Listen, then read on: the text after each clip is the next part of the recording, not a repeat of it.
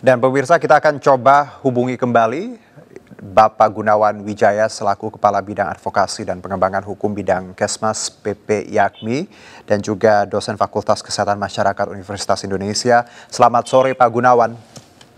Selamat sore. Ya, saya Herjudo Pak dari Indonesia Petang. Pak, kita bicara PSBB. Ada banyak kritikan terkait ini. Ada yang bilang setengah hati karena kita tahu tarik ulurnya cukup lama dan publik juga menyaksikan beda pendapat antara Kemenkes dan juga Pemprov DKI. Anda melihat PSBB yang akan berlaku besok seperti apa tanggapannya? Ya, sebenarnya kalau dilihat dari PSBB ini, sebenarnya ini regulasi yang memang tanggung ya. Tanggung? Ya, karena kalau kita lihat amanat dari undang-undang itu sebenarnya itu satu kesatuan.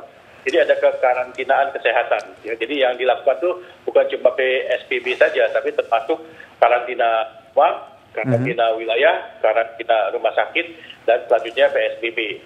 Jadi kalau, ya. Silakan. Kalau, jadi kalau 4 itu nggak dilaksanakan secara bersamaan, kelihatannya memang tidak terlalu efektif dan efisien. Ya, kenapa saya katakan gitu? Karena kalau karantina rumah sudah jelas. Satu orang terkena infeksi COVID, gitu kan, orang tersebut masuk ke rumah sakit, dia akan dikarantina di rumah sakit. Jadi tidak ada siapapun juga boleh mengunjungi yang bersangkutan. Nah, sedangkan yang berada di rumah sakit itu langsung karantina rumah. Jadi selama inkubasi 14 hari itu ya mereka nggak boleh kemana-mana. Nah, kalau amanat undang-undang itu ada yang namanya petugas, ya, namanya petugas. Ada yang namanya petugas yang akan mengawasi mereka supaya apa? Supaya nggak keluar dari rumah, yang akan menjamin kalau mereka bisa makan. Betul. Kita juga tahu Pak bahwa padahal menurut undang-undang itu amanatnya harus ada. Baik, ini menarik. Ada terkait dengan tanggung jawab kebutuhan hidup dasar. Kita tahu bahwa di dalam undang-undang karantina kesehatan ini tidak ada ketentuan khusus seperti itu. Sementara kan ini juga sangat krusial, walaupun tadi ada informasi bahwa memang Pemprov DKI sedang menyiapkan skema bantuan terhadap masyarakat yang miskin dan juga rentan miskin. Anda melihat kebutuhan hidup dasar ini seperti apa? Ya, kalau kita lihat kebutuhan dasar ya berarti kan mereka cukup ya. Kebutuhan sehari-hari itu harus dipenuhi kan gitu. Tapi kalau dalam keadaan normal sebenarnya tidak ada masalah, ya harusnya satu dalam kita bicara soal karantina rumah itu tidak ada masalah gitu. Justru dengan karantina rumah itu kita mencegah penyebaran COVID itu jauh lebih efektif. Karena apa? Karena begitu orang yang sudah ada berhubungan, jadi dia suspek, maka otomatis dia tidak lagi diizinkan untuk berkomunikasi dengan orang-orang yang lain. Jadi otomatis tetangganya juga akan tertular, gitu loh. Baik, Pak, juga menarik bahwa ketika pembatasan wilayah, kita tahu Jakarta kan kalau kita lihat ya secara keseluruhan kota megapolitan dengan tadi Jabodetabek, tapi di satu sisi juga dengan peraturan ini pemerintah tidak membatasi lintas wilayah, jadi hanya Jakarta. Sementara kota-kota penyangga seperti Bogor, Bekasi, Tangerang tidak punya aturan serupa. Nah, Anda melihat apakah harusnya perlu tidak hanya bicara Jakarta tapi Jabodetabek secara keseluruhan, walaupun tadi beda-beda administrasi? Ya, gini, UNESA tidak pernah mengatakan wilayah itu harus Pemda. Ya, jadi itu kesalahan interpretasi kalau mengatakan wilayah itu kemudian diserahkan kepada Pemda. Jadi wilayah itu bisa definisinya ya bisa hanya satu desa, kecamatan, mungkin 2 desa, tapi 2 desa itu mungkin bisa berada di kabupaten yang berbeda, mungkin juga bisa berada di provinsi yang berbeda. Jadi konteks itu sebenarnya tanggung jawab itu semua ada di pemerintah pusat. Baik. Kita dibantu oleh pemerintah daerah, tapi bukan berarti mengalihkan dari pemerintah pusat kepada pemerintah daerah. Pak, kembali lagi kepada Pemda yang tidak memiliki kemampuan untuk menanggung kebutuhan hidup dasar, akan kesulitan mengajukan dong ini PSBB ini kepada Menkes. Karena kita tahu salah satu syaratnya tadi Pemda harus punya tadi kemampuan untuk menanggung kebutuhan hidup. Anda melihat regulasi seperti ini berarti menyulitkan untuk wilayah-wilayah lain di Indonesia untuk menerapkan PSBB? Iya, itu pasti akan sulit karena Pemdanya tidak akan punya kemampuan seperti itu. Artinya apa? Kalaupun mau dilaksanakan, berarti itu harus dari pemerintah pusat kembali. Pemerintah pusat, Iya. Baik, kita juga punya pertanyaan nih Pak Gunawan dari pemirsa yang sudah mengirimkan melalui pesan singkat. Ini ada yang pertama dari Ari di 0813 025 sekian-sekian. ini menarik sih, sebenarnya banyak juga yang bertanya, PSBB bedanya dengan lockdown apa sih Pak? Ya kalau kita tahu lockdown memang di Indonesia tidak mengenal lockdown. Tapi Pak Gunawan punya jawaban sendiri soal ini, apa bedanya PSBB dengan lockdown? Iya, lockdown itu satu istilah yang tidak dikenal sebenarnya dalam undang-undang kita. Iya, betul. Yang dikenal oleh kita cuma tadi kekarantinaan kesehatan. Yang ada 4 jenis tadi. Jadi mulai dari karantina rumah, karantina wilayah, karantina rumah sakit, dan PSBB. Jadi istilah lockdown itu sendiri tidak ada di dalam peraturan undang-undang Indonesia.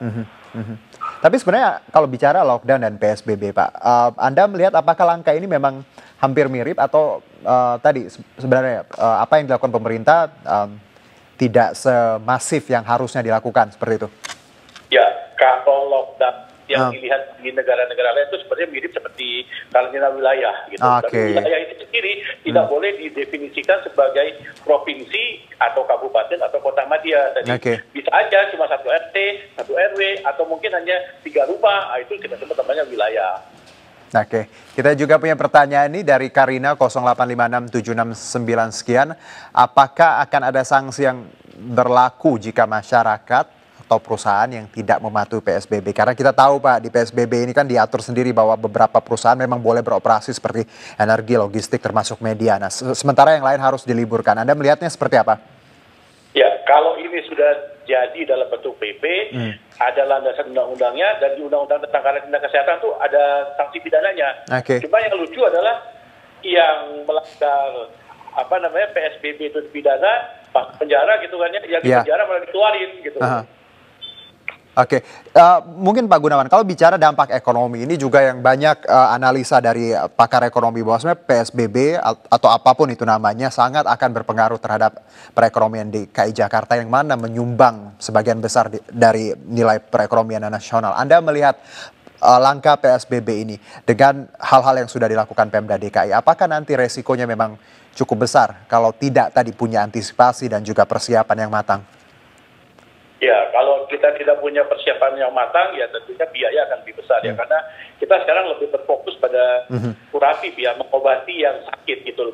Pencegahan preventifnya sendiri kurang, baru keluar PSBB gitu. Padahal harusnya kuratif itu mulai dari preventif itu sudah dimulai sejak awal. Jadi saya bilang tadi mulai dari karantina rumah itu adalah suatu yang paling efektif gitu loh. Jadi dengan step-step kebijakannya jelas, tentunya biaya itu akan bisa dikurangi. Tapi kalau karantina rumah kan memang sudah diberlakukan Pak Gunawan dari sejak beberapa minggu yang lalu, di mana ya tadi tidak boleh beraktivitas, work from home seperti itu, stay at home.